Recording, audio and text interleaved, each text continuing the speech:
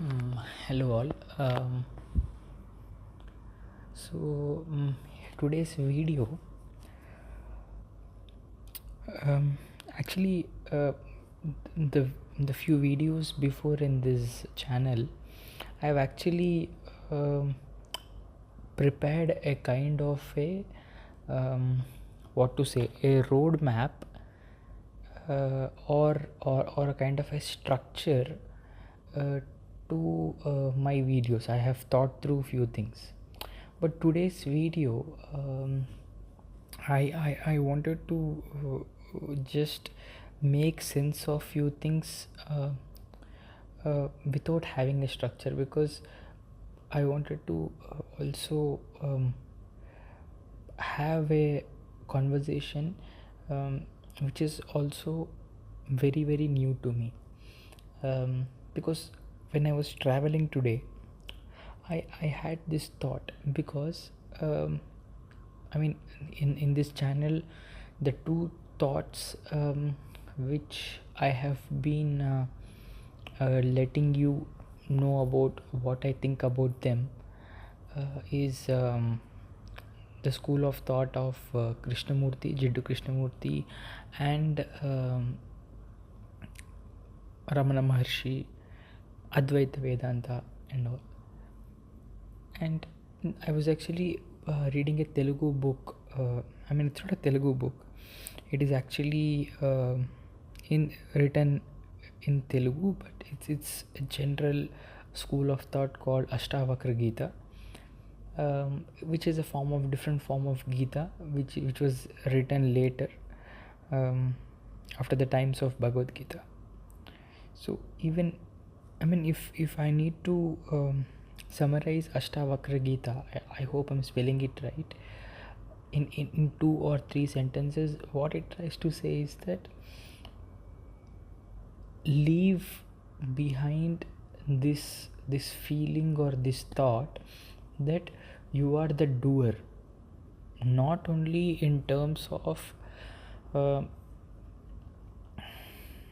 not only in terms of the actions, not only in terms of your thoughts, anything. Like if you are actually thinking a thought, you are thinking and you feel that you are thinking, you have come up with an intelligent thought, you have come with a bad thought, you have come with a bad action, or you have done in any activity which is being done and which you are aware of, right?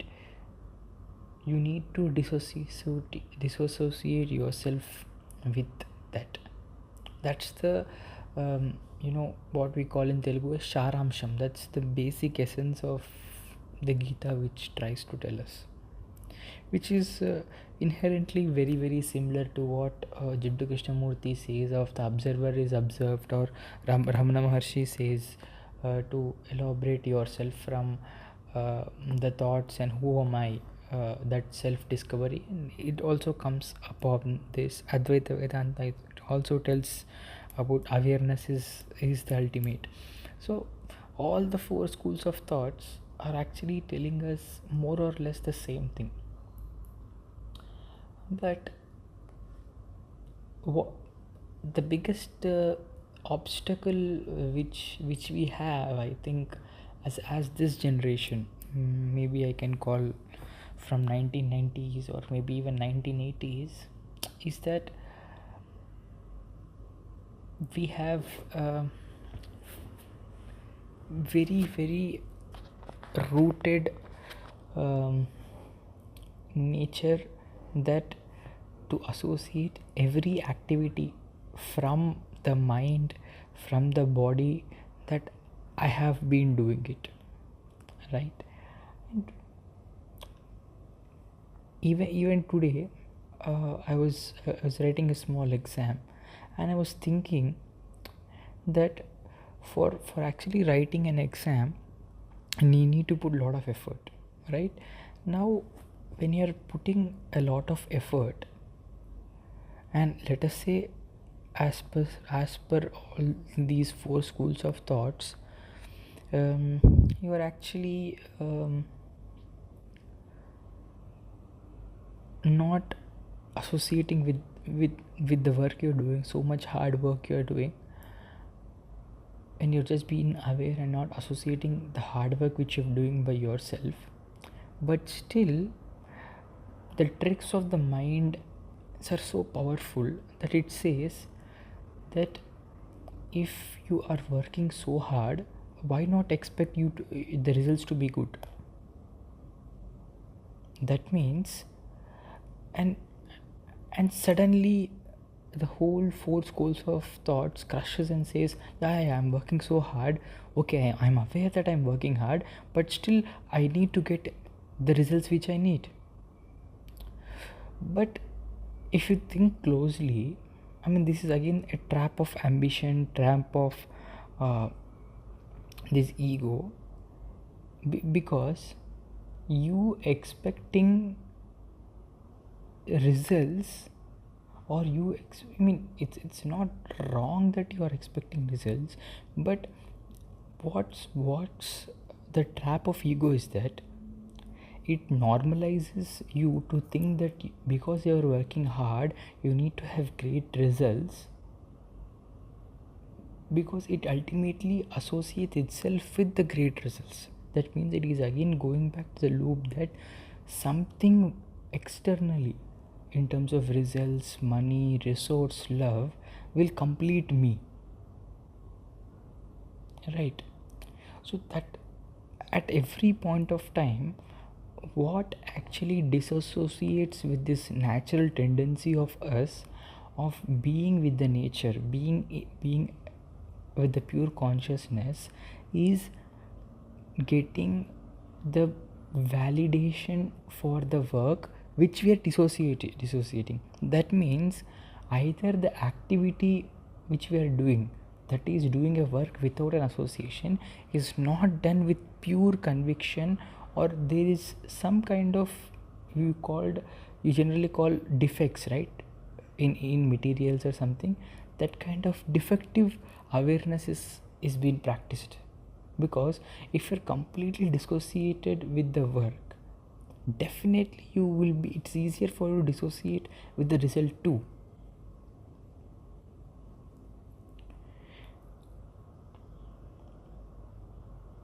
And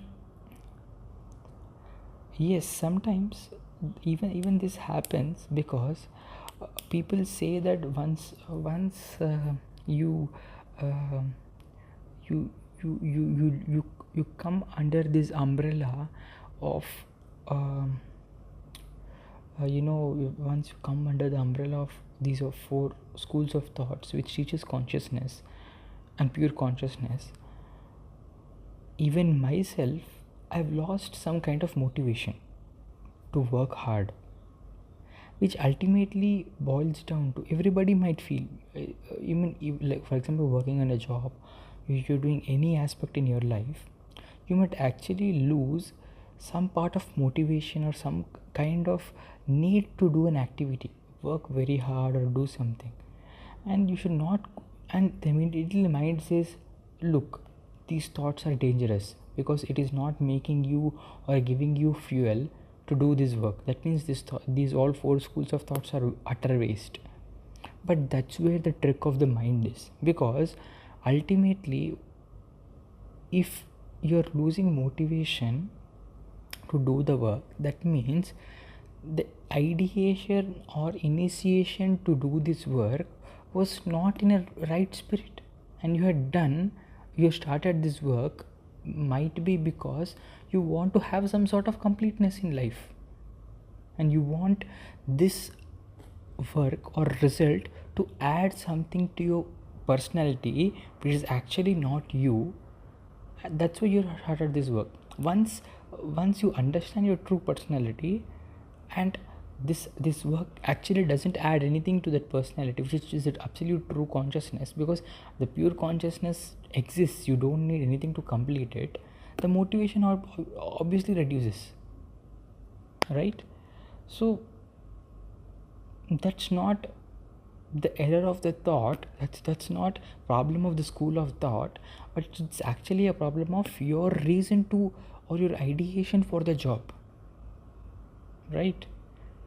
This is the nuance. I think people who are hearing to this and who are stayed with me up to this 10 minutes talk, you need to understand that when you're losing motivation for something you're doing in life, that means that you need to revisit the ideation of, or the initiation of, why did you start to do this thought. Maybe that's not really great, because maybe you wanted to start this to complete yourself, the complete your ego. Maybe you want to compete with a peer friend, or you compete with something. You want to do this because you want to get married, etc., etc., which you understand. When you understand you are the pure consciousness, and you're not this ignorant ego, or your thoughts or your body, the need for achieving something will obviously reduce, right? Isn't it? Will not it reduce? It will. Now you can ask Varun, uh, uh, what about I'm already in middle of something, then how do I do? The simple thing, now put the same effort and even more, but detach from the work. I mean, see, the school of thought doesn't actually stop you from working. It's your own laziness. The school of thought doesn't say don't work. The school of thought just says that you are not the work, that's it. You are not the thought, you are not the result. That's what the school of thought says. For example, if you're batting in the pitch, you have a skill set to hit a six, hit a six. But don't think that you're hitting the six, or the intellectual brain, the thought which says you that the ball will come at this angle, this pace, and the pitch is green soil, black soil, it will have this kind of ponds, this, and the temperature is this much, it will have this much humidity. These thoughts, intellectual thoughts, which are enabling your physical body to hit the ball in the right direction where fielders are there, where the wind is swinging, which helps the ball to travel more and go beyond the boundary. These all intellectual capability which is telling you how to place the ball, and the strength which is enabling you to push the ball over the boundary is not you. That's what the schools of thought says. That's all the school of thought. The school of thought doesn't prevent you from working hard. It's your laziness alone, and your laziness itself gives you the reason of Advaita or a Krishnamurti to say that, see, this is the reason. There is no reason to work hard. No reason to achieve these things. We are all already pure sense. That's the false, again the mind working against yourself. And Jiddu Krishnamurti, or the greatest Adi Shankaracharya or Ramana Maharshi, they were not idle.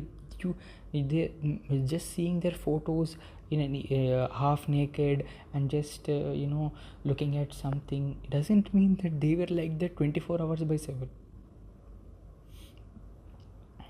Ramana Maharshi wrote lot of books. He wrote lot of things in Telugu. He knew many languages. Krishnamurti was well read. Krishnamurti should travel a lot. He would also think, what is the reason for me to travel so much, and work so much and interact with so many people. And when Krishnamurti was interacting, he was interacting with great intellectuals already. And Krishnamurti had a hard task with interact with different energies. He might interact with somebody who's a neuroscientist from America, and he needs a different intellectual ability to talk with him. And also maybe somebody from a village who needs a different state of energy to work with him, because Krishnamurti ultimately wanted his intellect to, or his thought to travel to all people. Because what is the need for Krishnamurti to discuss? He might have sit at the home, okay, I'm pure awareness, I'll just be here. Look at Adi Shankaracharya. He went all over India, located all the top schools, Buddhist schools, spoke with them, and converted everybody to Hinduism. Why was the need? What did he have ambition to convert everybody to Hinduism back and revive Hinduism? No. He did that, but did not have the Karta Bhavana, that I am the Karta. That's the whole point of the school of thought. even Ramana Maharshi, even Ashtavakra Gita, right? You need to understand this point. Only the ultimate thing is that you are not this, you are not the body, you are not the mind, you are the pure awareness. So whatever activity has to be done with this point of view. Now you can ask Varun, but is this truth? That's the point. So the point is, now we have a baseline that okay, I am a pure awareness, I am not the karta of anything. But okay, it's like we are giving a mathematical equation for people to say that this is the mathematical equation for life, but we need to prove it, right? So my question is, take the matter. Okay, I don't have a proof, I don't have a 3-page document to say okay, this mathematical equation, this is the proof, go through it. It's not like that. My point is, take that equation, apply to it, and see if it is true.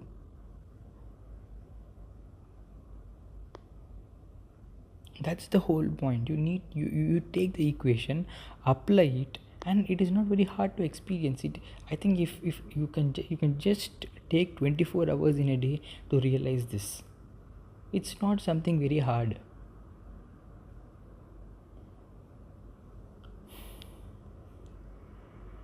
So yeah, I mean, to close out on this, I want to conclude that, again with the words in what I started with, the karta bhavana should go. Karta bhavana from anything. You're enjoying, you're happy, you're sad, any emotion you feel, any thought you get, any action you do, karta bhavana should not be there. That's the whole point of view of all schools of thought, all great schools of thought, and it is definitely not scalable very easily, because nowadays we have a lot of ego is not a bad word. Ego is something, people associate ego with something bad. It is not something bad. Ego is something, but letting a very self-centeredness, or or having a feeling that everything what I am doing is done by me, that's the mind's play, right? Because it's so deep rooted. These school of thoughts are not very scalable in Hinduism, because you need to understand, have a deep study. And the point is, these schools of thoughts never say to worship a god, or worship something. And don't give a easier route. So that might offend people, and that might not be a great way to look at life, because people want something to catch hold of, some object. So culture is different. Culture is again different. I'm talking about spirituality part of it.